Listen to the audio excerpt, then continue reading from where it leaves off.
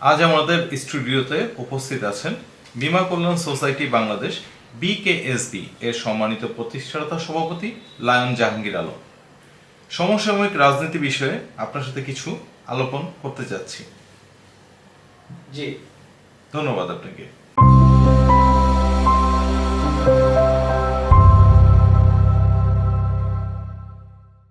আপনাকে ধন্যবাদ। আমরা যেটা জানতে যাচ্ছি, বাংলাদেশের সবচেয়ে বড় দল আওয়ামী লীগ, তার সরকারের পতন হওয়াকে আপনি কোন দৃষ্টিতে দেখছেন? ধন্যবাদ আপনাকে। আসলে রাজনীতি এমন একটা রাজনীতি হওয়া উচিত। আমি আপনাকে একটা উদ্ধৃতি দিতে চাই, অর্থাৎ হযরত জালালউদ্দিন রুমি, তার এক গ্রন্থ রয়েছে। ওই গ্রন্থের মধ্যে জালালউদ্দিন রুমি লিখেছিলেন আপনার লাইলি মজনুর কাহিনী। লাইলি মজনুর কাহিনী এই কারণে বলছি যে পৃথিবীতে যদি ইসলামের শ্রেষ্ঠ 4-5 জন দার্শনিকের মধ্যে কিন্তু জালালউদ্দিন রুমি ছিলেন একজন।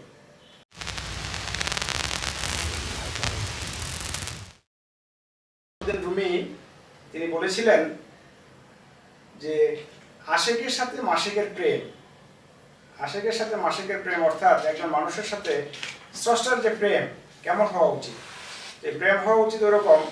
জালালউদ্দিন রুমি যখন বিভিন্ন সময় যখন মসজিদ থেকে আজান দিতেন এবং আজানের সময় যদি ওনার কানের মধ্যে আজানের ধ্বনি আসতো, উনি সেখানে দাঁড়িয়ে নামাজ পড়ে ফেলতেন।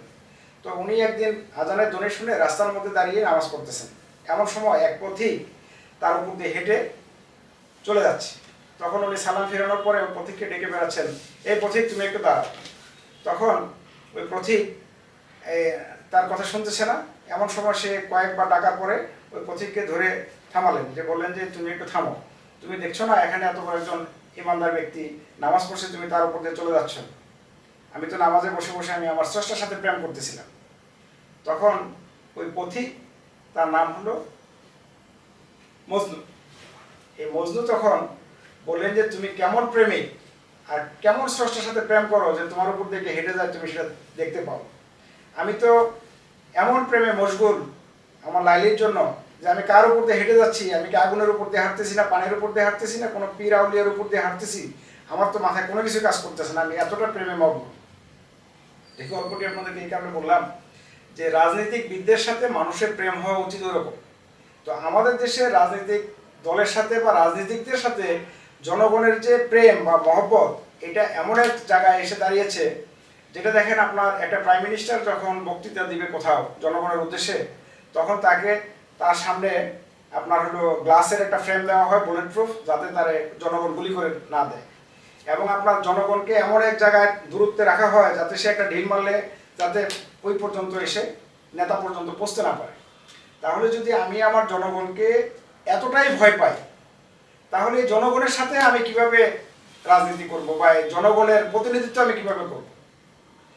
এটা হলো এখানে সবচেয়ে বড় ফ্যাক্ট, যে জনগণের ম্যান্ডেট যার নাই এবং ধরেন জনগণের প্রতি যার শ্রদ্ধা ভালোবাসা কোনোটাই নাই, তদ্রুপ জনগণও এই রাজনীতিকদেরকে ভালো না বাসার কারণে বা তাদের প্রতি বিশ্বাস না থাকার কারণে আজকে কিন্তু একটা জনরোষ তৈরি হয়েছে। জনরোষের কারণে আজকে যদি আপনি বলেন যে এই আমাদের এই বাংলাদেশের সর্ববৃহৎ একটা রাজনৈতিক দলের এখানে একটা বিস্ফোরণ ঘটেছে, অর্থাৎ একটা বম্পিং হয়েছে এখানে। তো এই বম্পিংটা তৈরি হয়েছে কিন্তু যুগে যুগে ধীরে ধীরে ধীরে ধীরে কিন্তু আস্তে আস্তে একটা বোম তৈরি হতে হতে একটা সময় যখন আপনার আস্তে আস্তে তৈরি হয়েছে, প্রথম ছোট ছিল, এটা আস্তে আস্তে বড় হতে হতে হতে একটা সময় এসে 24 সালে এসে ব্রাস্ট হয়ে গেছে। তাহলে এই ব্রাস্ট হওয়ার সাথে সাথে একটা দলের বিপর্যয় এখানে ঘটে গেছে। তো একটা পর্যায়ে এসে ধরেন এখন আমরা যদি মনে করি যে হ্যাঁ, এখন যেহেতু আওয়ামী লীগ আর এই দেশে নাই, এখন একটা রাজনীতিক যদি তৈরি হয় এখানে, যে রাজনীতি ওপেন করে দেওয়া হলো, সবাই একটা ইলেকশনের আমেজে চলে আসেন, তাহলে দেখা যাবে 3 থেকে 6 মাসের মধ্যে কেয়ারটেকার গভর্নমেন্ট ইলেকশন দিয়ে দিল। এই ইলেকশনের মধ্যে বিপুল সংখ্যাগরিষ্ঠ হিসেবে আমাদের দেশে ধরেন আপনার বিএনপি সরকার গঠন করে ফেলতে পারে।